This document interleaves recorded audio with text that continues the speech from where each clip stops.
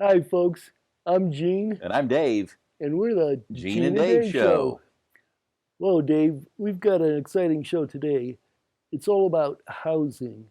That's right, Gene. We've talked about many things, and including housing, but this time we wanted to take a more detailed approach, if you will, and tell some folks about housing in the Austin area, how to go about finding housing, how to make it accessible. We're going to run down all that stuff on today's show.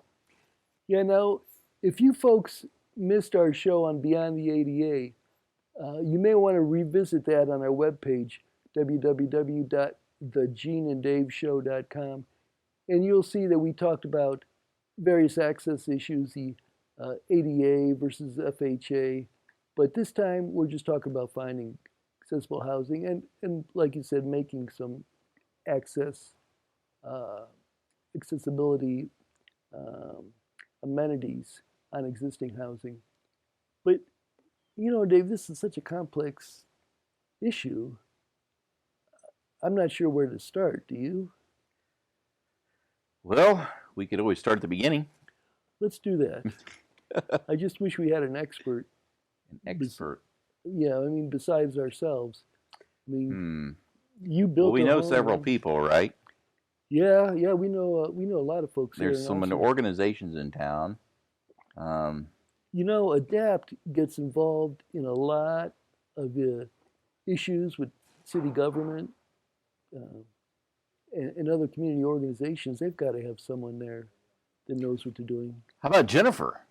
Oh, Jennifer McPhail. That's right. She's very active in that sort of stuff. Called Jennifer McPhail. Man, if we could get her down here. Which phone number for Jennifer McPhail? Calling Jennifer McPhail, mobile.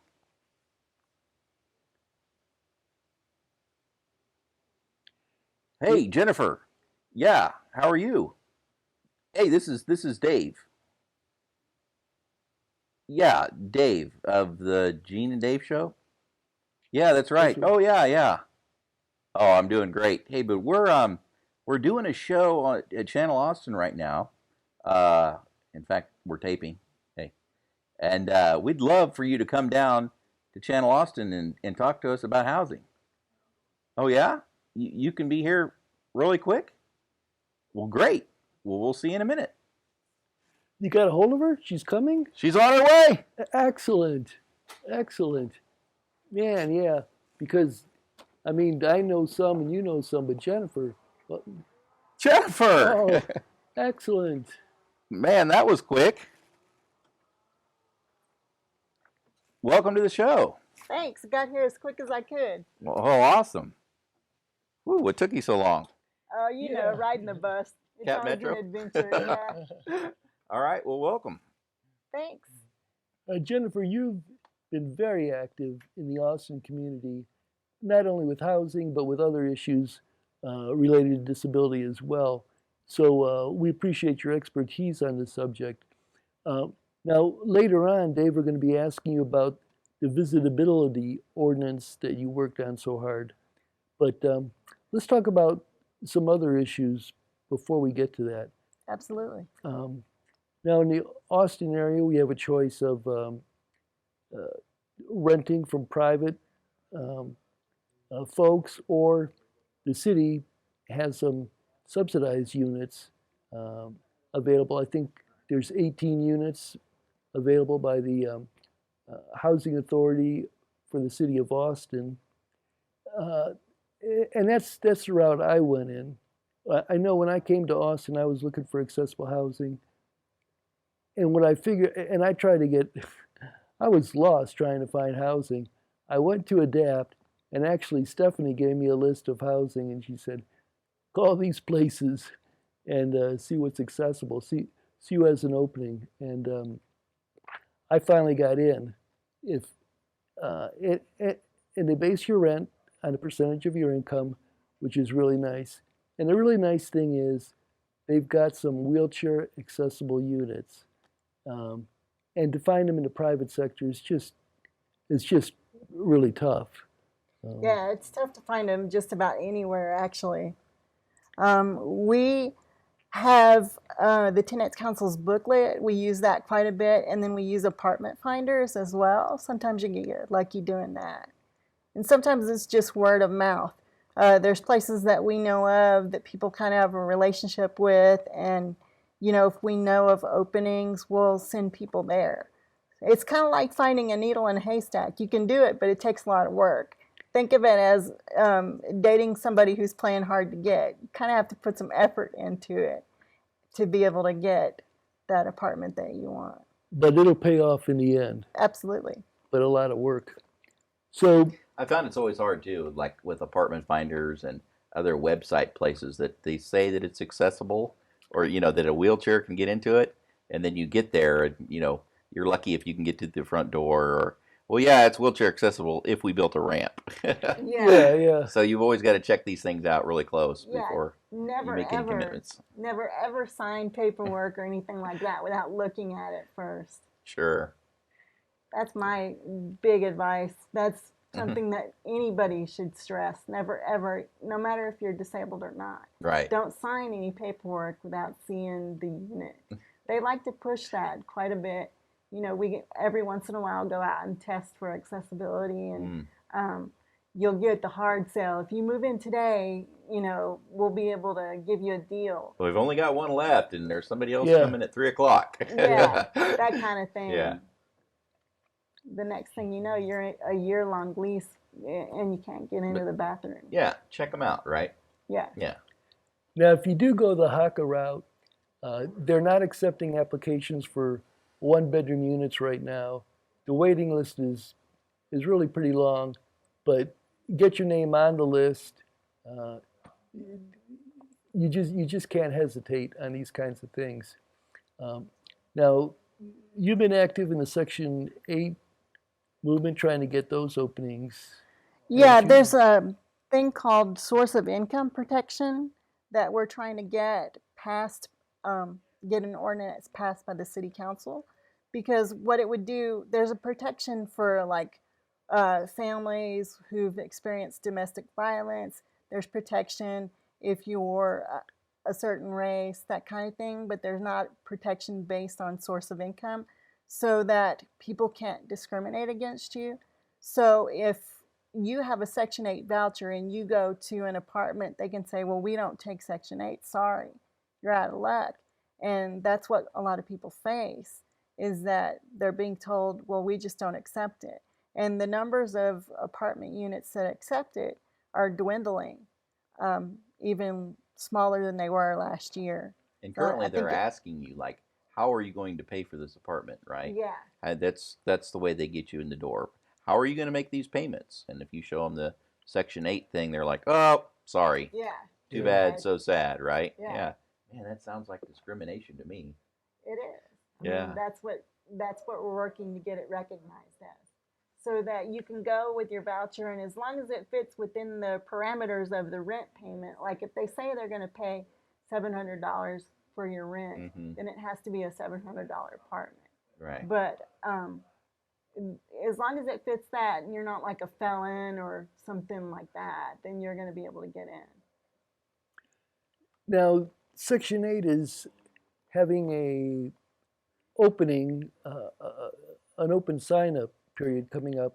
Yeah, it's the 22nd through the 29th. And October 22nd. Yeah, October 22nd through the 29th. And you can sign up at different locations around town, like libraries, and the ADAPT office is one of the places. And the Tenants Council, we share a complex with them. And so the Tenants Council is signing people up as well. Pretty much almost everybody in our business complex is signing people up. And you can also call a number. They ask that we not give it out just yet because they don't want to get calls early. But if you have any questions or you're interested in that, you can call the ADAPT office at 512-442-6600. 0252. That you can call that anyway, even before the line opens up. And if you're looking for a place, I can help. And we've also got the web address right at the bottom of the screen here as well, that you can go to. Now, if you sign up for that, that doesn't guarantee you a spot in Section 8. Right. They are projecting something like the potential for 40,000 people signing up, and they only have 25 vouchers available. 2,500. Sorry, 2,500. So that's a small fraction of the 40,000. So everybody and their brother is going to want to sign up, and everybody's got a story, and everybody's worthy, but only 2,500 are going to get it. Wow. And how will they pick those 2,500? It's a lottery, so it goes to the lucky winner. They do have preferences, like there's a preference for disabled people, there's a preference for homelessness, there's a preference for elderly, and I think the fourth one is the domestic violence kind of thing. I think that's correct. But the point is, it only lasts 1 week, the 22nd through the 29th. So if you're interested in getting Section 8, folks, check out our summary page on our webpage, thegeneanddaveshow.com, and you'll get all the information right there, the web address, phone numbers, a DAPS number. Absolutely. And there's also the resource of going to Travis County Housing Authority. They sometimes have vouchers available, but I don't know as much about them. But you can also look them up online. Just type in Travis County Housing Authority and see if you can get in that way. So I've heard of Section 8. We've talked a little bit about it here. There's also some type of 811 provision. What's that about? 811 housing, it traditionally had been housing specifically for people with disabilities and elderly only. Mm-hmm. So basically the rough way of thinking about it is it was a disability and elderly ghetto kind of thing. And we fought against that because we didn't want people to be forced to live in a certain situation because they were low income. So in order to integrate people, we put a lot of pressure on HUD to kind of rethink how they do things. So there's not as much 811 housing in that kind of traditional model. Okay. There's a lot of developers are using 811 funding to build units in the community that are integrated, and that's the way we want to see it go. Great. So it's getting better. Yes, it's getting better. Woo-hoo. But that particular pool of funding is kind of drying up, and they're moving to turning it into vouchers, it seems. Oh, okay. Which, could work if they actually do it, but what seems to be happening at the federal level is that fewer and fewer dollars are being spent on affordable housing. So it's often falling to the local governments to deal with it. And as everybody knows, if you deal with everything at the local level, it's more expensive. So what's happening, especially in our community, we've taken the road of investing in general obligation bonds for affordable housing, which has been great. It's built a lot of units all over the city, and it's been a valuable asset. They've been able to kind of deal with that loss of revenue by doing that, and we really appreciate that the voters voted for it. Now, we talked to a couple of 811 developers, and they're telling us there are no vacancies right now, and there's a 3 to 5 year waiting list. I'm sure. I mean, finding affordable, accessible, integrated housing is like finding a needle in a haystack. That's why so many of us live in the same unit for a very long period of time. When Dave and I first started talking about this show, we thought about the resources that we knew of offhand. And I think Stephanie told me about the accessible housing in Austin. And I thought, oh, what a great idea. There's an organization to help us find accessible housing. And we talked to Isabel Hedrick over there, but it wasn't the panacea we had hoped for. Well, we're growing. also a volunteer with AHA, and we're growing, and we're hopefully going to get bigger and bigger and be able to solve some of the problems. Our dream is to get it to where we have enough units and get enough money coming in that we can actually subsidize the units with the funding that we have coming in. So with uh, accessible housing Austin, what they do is they rehab apartments and houses to make them accessible. Yeah, most of our units are duplexes that we've made accessible, and we take Section 8. And our dream is to get enough revenue coming in from having Section 8 available to us as landlords that we can then take that money and reinvest it in subsidizing a unit that wouldn't otherwise be subsidized. We talked to Isabel Hedrick over there at Accessible Housing Austin. Let's take a look at that clip now. We're a relatively new affordable housing nonprofit in town. We were founded about 7 years ago with some of the members of Adaptive Texas as some of the founding members, and some other folks in the community who were interested in creating a nonprofit that specialized in affordable, accessible, and integrated housing options for people with disabilities in Austin. And what sorts of services do you provide? Well, we actually don't provide services, we just do housing. And our focus is housing for people with disabilities that's scattered site throughout the community, that's really truly integrated into neighborhoods. And we, we try to make the houses accessible. If we're rehabbing them, we rehab them to be as accessible as feasible within the scope of the rehab. And we've put in ramps and widened doorways and making, the handles on the doors, levered handles. Mm-hmm. In some cases, we were able to put in roll-in showers. And what we're doing is, creating affordable housing that is accessible to folks. And then we work to serve folks who are low income who need that housing, where I kind of get a sense of what kind of household they are, what their needs are, what their income is, how many people are in the household, and then, if I have something available, then I will, and I always offer to send them an application whether or not I have a unit available immediately or not. If I don't, which is most often the case that I don't have anything available, I'll let them know that we are accepting applications for a waiting list, and that I'll go ahead and send them an application either by email or a snail mail, whichever they prefer, and they can get the application back to me with the documents that they need, and it goes onto my waiting list. Looking for housing is really difficult in Austin right now. It is very difficult. So one thing I make sure people know is they need to play the long game as well as the short game. They need to be getting their name onto waiting lists all over town, so that if they need something, it may not help them right away, but it might help them in 2 years or 5 years, and it's really important to do that. So obviously the Austin Tenants Council is going to have it's not a dynamic list, it's a static list of the publicly subsidized affordable housing units in town, and it's very comprehensive.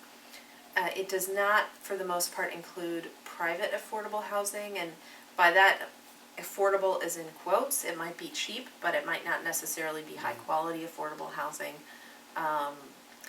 And for that, you would probably look on Craigslist, or, if there's a neighborhood you're interested in, you drive around, you look for that. If you have even if you don't have a Section 8 voucher, but particularly if you do, this website gosection8.com lists rental properties. So do Zillow and Trulia. I look on there and find rentals there also. So the Housing Authority of the City of Austin and the Housing Authority of Travis County both administer Section 8 vouchers. There are other kinds of vouchers out there also. There's something called TBRA, which is tenant-based rental assistance. There's VASH, which is vouchers for veterans. And there may be a few others. I can't remember them all. But you have to remember, unfortunately, it's pretty small numbers of people compared to the need out there. The need is far greater than the number of people who actually are able to access those. You know, you mentioned earlier, Jennifer, the housing guide. Is it Yeah. by the Austin Tenants Council? That's correct. Wow, what a great resource those folks are. They really are. And thank goodness, it looked like the council might have cut their budget, but we got them to restore the budget. So we're happy about that. Yeah. Now, if you've got a disability and you're having any kind of problem with your landlord, call the Austin Tenants Council. They can help mediate disputes, help work things out for you. They've got a team. They have access to a team of lawyers there, and they've got a list of all the housing accessible units. It's unbelievable. They can't tell you exactly which ones are vacant right now, but they could tell you where to find them. Right. And in fact, we spoke with Kathleen Stark, the executive director there, and we've got a little clip we can show them about that. Here's Kathleen. So the Austin Tenants Council is a nonprofit in town, and we have two main programs.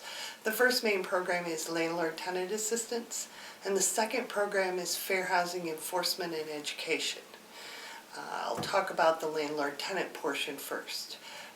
This services is available to anybody that lives in Travis County.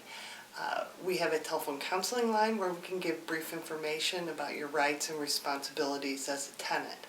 And the phone number for that is 512-474-1961. And the counseling lines are open Monday through Thursday, 9 until noon and 1 until 4. And then on Friday, we're only open in the morning, the counseling line, from 9 until noon. You can ask brief questions there and get some ideas of what your rights and responsibilities are. The second thing that the Tenants Council does is for folks, especially people with a disability, if they're having problems getting repairs made in their home and they're income qualified and live in the city of Austin, we can go out, do home visits, write up the paperwork of what repairs need to be done, and act as a buffer between that tenant and the landlord in getting the repairs accomplished. So sometimes that's very valuable to folks. We'll send the certified letters on your behalf, we'll call management, we'll work with them to get those repairs completed that have to do with health and safety. We also do some walk-in counseling where people can come in and have a half-hour session with a counselor to get more information on their rights than they can on a 5-minute telephone conversation. Then also we do emergency mediations. You call us up and your landlord has locked you out of your house and your medicines are in there. We'll do whatever we can to get you back in to your home. The only person that can permanently put you out of your place of residence is the courts, not the landlord. So they can temporarily deny you, but they're supposed to let you in right away as soon as you ask for a new key. A lot of landlords don't do that. Tenants come to us, we call up, we try to get you back in as soon as possible. It's 110 out today and your AC is not working. We'll call and try to get an emergency mediation going to get your AC fixed, especially if you have health issues. We also provide and publish, and it's on our website, the Affordable Housing Guide. And in that guide, it lists all the housing that has any sort of government subsidy, whether that's city, county, federal government, bond programs, any sort of funding that makes it a little bit more affordable. Now, some of the units in the Affordable Housing Guide are not what you would truly call affordable. They're close to market. They're not, very, very low income, but all of them are in there. And so you can use that as a guide to start applying for places to live and getting on waiting lists. Pretty much these days, it's getting on waiting lists. The city of Austin currently is at 98% occupied, which means that there's only 2% of units vacant or available right now. I think it's actually even less than that. In an affordable housing or housing that is very affordable with deep discounts, it's 100% pretty much rented up, which means that you need to call and get on waiting lists. If you want to switch where you're living or find a new place, and it's an apartment complex, you need to call and get on their waiting list so that you'll have a chance to get in. We say if you really need deeply affordable housing, you should get on as many waiting lists as possible. And keep up with them and call them once a month and find out where you are, because that's the only way to get in these days. I think they would come to us first to get the guide to affordable housing. Unfortunately, as you know, and probably most of your viewers know, a large percentage of folks who have a disability are living on Social Security and Social Security disability, which means that they have to have a deeply subsidized unit in order to be able to afford the rent. And so in cases like that, you're going to end up in one of the housing that, if you're in an apartment, it's probably going to be in our guide, okay? And so the first thing you need to do is start to get on waiting lists, because, the first thing is to get on waiting lists and get in. The second is to get accessibility, right? Mm-hmm. Unfortunately, with as tight as housing is right now, those two are crucial to you, but, doesn't matter if you have an accessible unit. If you're not on the waiting list, you're never going to see it. Because even accessible units fill up these days. Right. And, it used to be people would complain that people that don't have disabilities were in the unit. But I don't think that that's that true anymore, especially in deeply subsidized housing. I think that people that do have a disability, if they get a deeply subsidized unit that is reasonable and management is halfway as reasonable, they don't leave. They stay there. They're not moving every year. Under the Fair Housing Law, it says that a landlord has to make a reasonable accommodation due to a disability. Okay, so say you get Social Security disability, not regular Social Security disability, but that check doesn't come until the 12th. Okay? And your rent's due the 1st, and you're getting slammed with late fees. You need to put in a request for reasonable accommodation to your landlord to change your due date to the 12th so you're not paying late fees. If you feel you need assistance on that, you need to call the Tenants Council at 474-7007 and tell them that you have a fair housing issue. And we will help you do the reasonable accommodation. We do a lot of reasonable accommodations for people with disabilities, all sorts of different types of disabilities. We do where they have to change the due date because it is a disability check and you have no control over that, and it's due to your disability. We assist in getting handicap parking in front or close to units, if that's what you need. If you maybe have depression and forget to pay your rent, we've sometimes gotten management to agree to call them up on the 1st and remind them to pay their rent. Because that's a reasonable accommodation. It's not that big of a burden on management to do, and it could save that person's housing. So there's all sorts of reasonable accommodations. You have a service animal and they're trying to say it's a pet. Service animals are not pets, and you're having issues with management over that. We probably can assist you with that. So a lot of different issues. You can't get in and out of the pool area or the office, or you feel that they treated you different when you went to rent because of your disability, or you have a, blind or seeing impairment, and they won't assist you with filling out the application. There's all sorts of things that are covered under the Fair Housing Law and reasonable accommodations. So Kathy Stark with the Austin Tenants Council was telling us that Austin has a 98% occupancy rate and a 100% accessible housing occupancy rate, which means there's no accessible housing available. I mean, to speak of, really. There's no room in the inn? There's no room at the inn, no.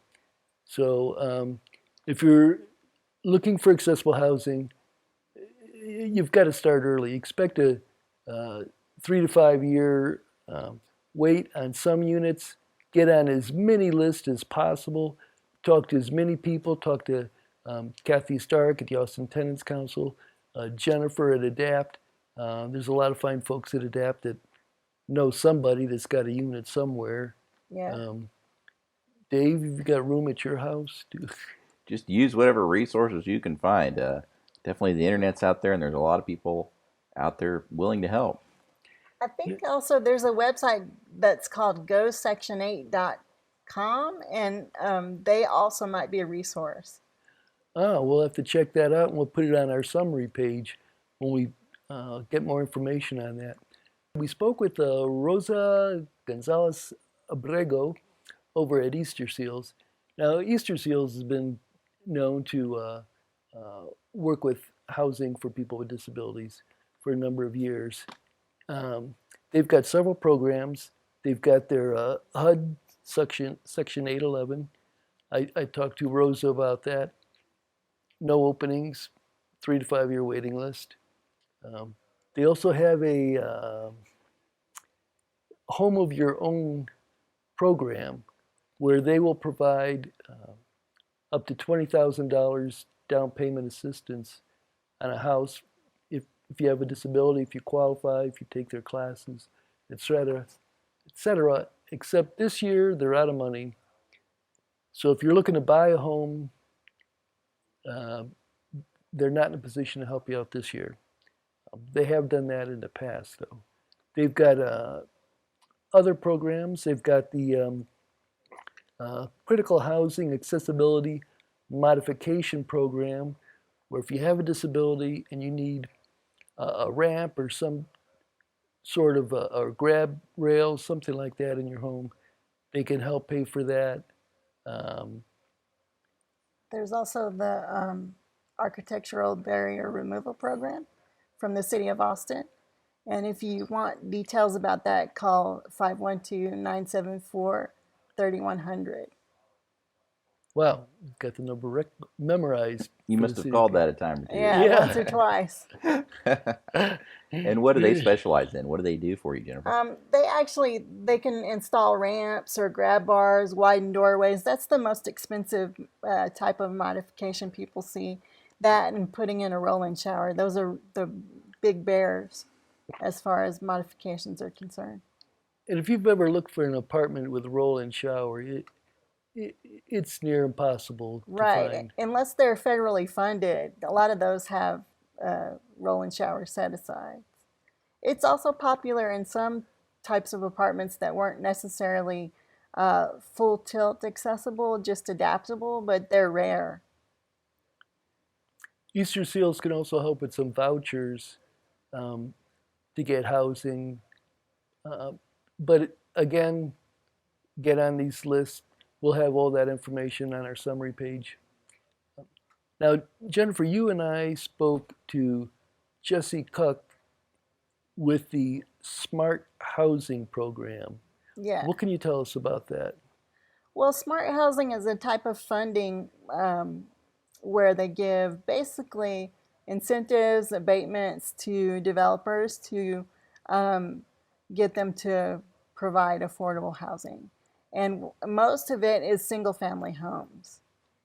So that if you're looking for a single-family home situation and you're a first-time home buyer, you can also look into smart housing. But it's going to take a little bit higher income. It's not really a Section 8 type of thing. You have to have the ability to pay. So what did you just say, Gene? You said smart housing? I mean, I have a smartphone, and now I've got a smart TV. Now I can have a smart house too? And you might get a smart watch, but smart housing is safe, mixed income, accessible, which we all need, reasonably priced, and transit oriented. And of course, reasonably priced means none of us can afford it. Well, but but what really struck me about this program was that developers get certain financial incentives for developing smart housing. Right. Now, the accessible part is visitable Yeah. part. Um, Visitable is the most basic shell of accessibility, wide enough doorways, hallways that are accessible. The bathroom you can get into, but there's not really a turning radius in a lot of cases. So you might have situations where it's a small bathroom. They'll be backing in the wall so that you can install grab bars, but they won't automatically be installed. So it's a very basic shell, and it's great because it'll keep you from having to redo the doorways and things like that. And there's a no step entrance, so you don't have to build a ramp. Yeah, so it'll save a lot of money when you're moving into it. And even if you're a renter, once these houses get built, you'll have a housing stock, and you won't have to necessarily always call around and find an accessible place over time. It won't be right away. Once they start doing it, it'll take a bit of time for them to really get going. But it'll be helpful. Because right now, when you're looking for a single family home that is at least visitable, it's kind of hard to find. They've been doing it for a while, for about 15 years. But once this new version of it goes into effect, it'll apply to everything, even housing that's not built low income. Now, you called this meeting with Jesse Cook, who's a planner over at the city, because you wanted to adapt involved in the planning process and wanted to contribute some ideas. Yeah, she wanted to get with us and see some ideas, get some information from us about our ideas about how to make housing more transit oriented. That seems to be kind of tricky for a lot of developers because the most affordable tracts of land are the ones furthest out. So you can be on the bus for like 4 hours one way, trying to get into town to do your business, and that's kind of hard. And when they talk about transit oriented, they mean within a half a mile of a bus stop? Yeah, that's the goal. That's not currently what happens now, but there was a resolution before the council that I think they're going to try to get done before the new council, the 10-1 council, rolls in. Okay. Now, Jennifer, you mentioned visitability before. Dave, I think this is the most exciting and promising part of the whole accessible housing show, what Jennifer is doing, because it's really a paradigm shift in how we think about the future of our housing. Sure, and there was a whole lot of controversy around it for the city of Austin for the longest time. Yeah. I mean, a lot of people got their feathers ruffled, and the folks like Adapt people, Jennifer and at Adapt, just kept going back to them and saying, look, do we just want these basic things? Please just listen to us, because as you and I know, just because you're up and around walking today doesn't mean that you might be tomorrow. Things happen, accidents happen, and you've got loved ones that are aging that you may want to be able to help later. So it's really a win-win situation for everybody. But so why don't let's take a step back and tell us about visitability, what it is, and then kind of what steps you had to take. Well, that was our overall goal when we first got visitability in smart housing and the publicly funded housing. Our goal ultimately was to get it so that every single family home would be visitable, and thankfully we were able to do it this year. And it really was a paradigm shift, and hopefully once it's in place and people realize it really doesn't affect the community in a negative way, it has a lot of very positive things going for it, and so many people are going to benefit from it that don't realize it yet. Because, like you said, you're not always going to know that the baby being born to your family is going to be disabled or not. Right. Or, your kids could end up going to school with a kid that wants to come over and, have a sleepover or trick or treat or something like that. And now your kids can interact with one another and not have to worry about it like we did. I mean, it was a big ordeal when I would go stay over at someone's house when I was a kid, because they'd have to drag me up the steps and figure out how to get me in the bathroom and all those kinds of things. And, future generations of disabled kids will just be able to come and go as they please and not have to worry about how to deal with being in a inhospitable environment. Sure, but I mean, all these changes and fixes to the plans of houses, it's got to cost contractors millions and millions and billions of dollars more, right? No, not at all. It's going to cost I think the average number for smart housing was like $200 per house. So Wow. It's pennies.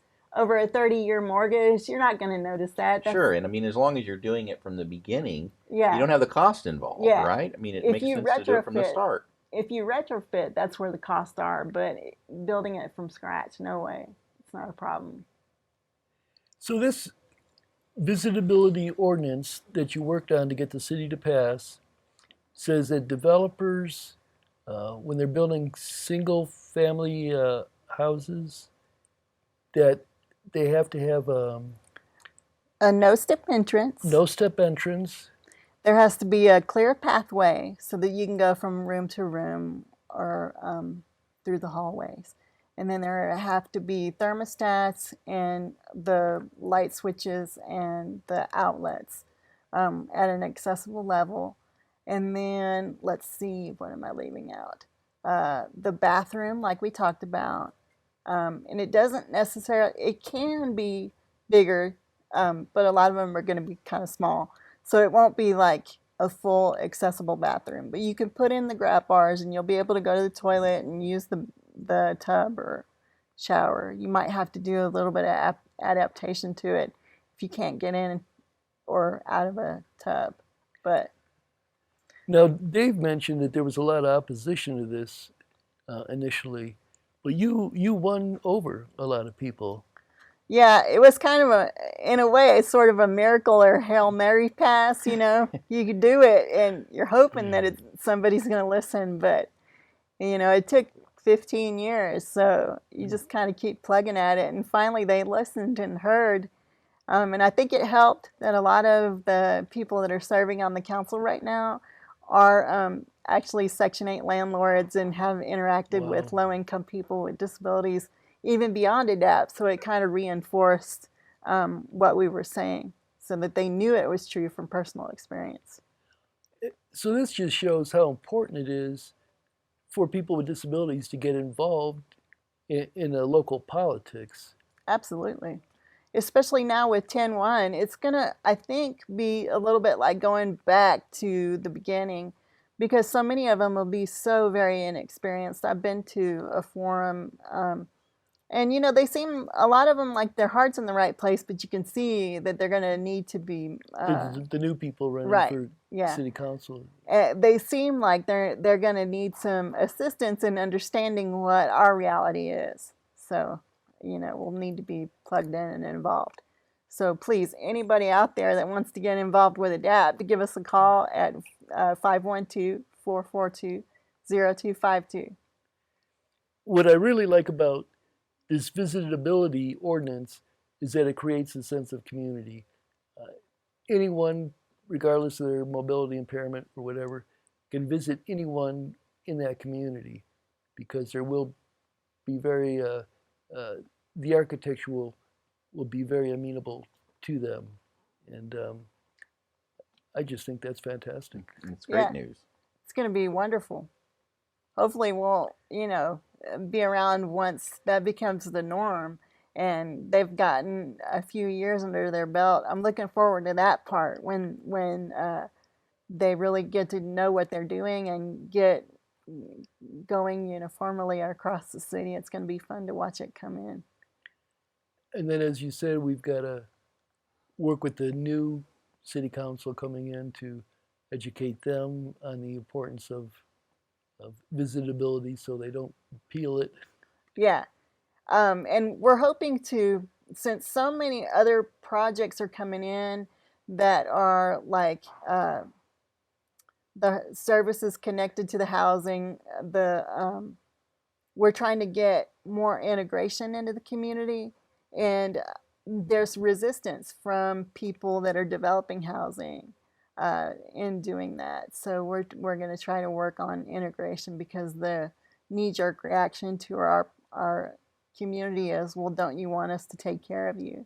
And we want people to be able to get services, and we want people to be able to get housing, but having your landlord in control of your services and having the people that are controlling your services involved in your housing is a little bit too much power. So we'd like to deal with that next.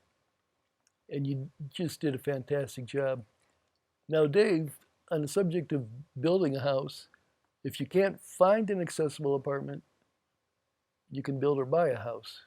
Right, and sometimes that just means retrofitting the house that you're in currently, or it can be going to the other extreme as I did. We found it was actually more cheaper and more beneficial for us to build a house. We worked on the plans for about 2 years on Wow. designing and making sure that the doorways were accessible. And you talked about turning radiuses earlier, Jennifer. On our plans, we have circles all over the place on our plans because we wanted to make sure that we had a 5 foot radius to turn just about everywhere, like in all the bathrooms and between this sink and this wall. Can we make a circle there? Can we turn? So there are circles all over our plans that are 5 foot radius circles, to make sure that we could make those turns. And Dave, if you don't mind, if I could point out, your lovely wife Terry is also a wheelchair user, and I think you Yes. mentioned to me at one time that if you're both charging your wheelchair at night, you got to make sure you've got room for two. Yeah, Did we had to make sure that we'd lay things out, we'd lay the furniture out, and make sure that once we parked our chairs, that if somebody had to get up and go to the bathroom in the middle of the night, a wheelchair wasn't sitting in the wrong spot blocking the bathroom door. So we had to kind of do all these stories in our head and on paper in the plans, and that's one of the things that took so long to do. We wanted to be able to get in every door without having big steep ramps coming up to every side. So we made 0 entries into all the doors and landscaped it so that the ramps that are there just kind of blended in with the scenery. Another thing that we did is put pocket doors in for every door, because if you get through a doorway, sometimes it's hard to turn around and actually close the door once you're on the other side of it if the door opens in. So we put pocket doors in so from either side we could actually easily close the door. Cool. And those are some things that worked for us. We wanted to be able to get underneath the sinks, in the kitchen and the bathroom, underneath the cooktop. So we created roll under cooktops. A lot of times in houses today, the stove and the oven are above one another. So you can either reach the stove or you can reach the oven or the microwave oven. So we separated them and put them on each side of the stove so that we could get to both at the right height. But once again, just because someone has a disability, not every adaptation to a house is going to work for them. So you need to make sure that if you're retrofitting or if you're building, that the accessibility options that you choose work for you, and that are something that you can get into and be able to use. Now, you mentioned appliances. If you're looking for accessible appliances out there for your home, and you don't see what you're looking for, contact General Electric or Frigidaire. They've got books on all their products, And you could even find an oven that has a door that swings open sideways rather than pulls down. Cool. So yeah, it really makes a big difference. But the other thing that you did, Dave, that really impressed me is you, you've got all kind of remotes at your place, and this is something you can do whether you've got a home or apartment, just to make things easier. I took your cue, and I've got a remote now that I could operate various outlets in my house.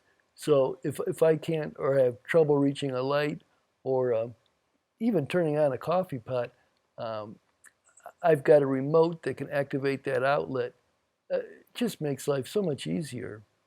Sure, and the integration with home controls, it used to be so hard to find anything. You had to special order stuff on the internet, but now they have them at all the electronic stores in town, and most of them will sync up and be able to use your phone, whether you use an Android phone or an Apple phone. If you've got a smartphone, chances are really good there's an application out there to be able to turn on and off your lights or even adjust your thermostat if you get the right thermostat. And those are also available at many of the electronic stores. So when you go to bed at night, if you take your phone with you and you get hot in the middle of the night, I just punch a few buttons on my phone and can bring the temperature down. So that's really cool. Yeah, you're the king of remote access, Dave.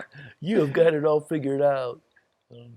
The one thing I did is I put a digital thermostat in my place, so I can easy to see what temperature it's at, and I can control it 1 degree at a time.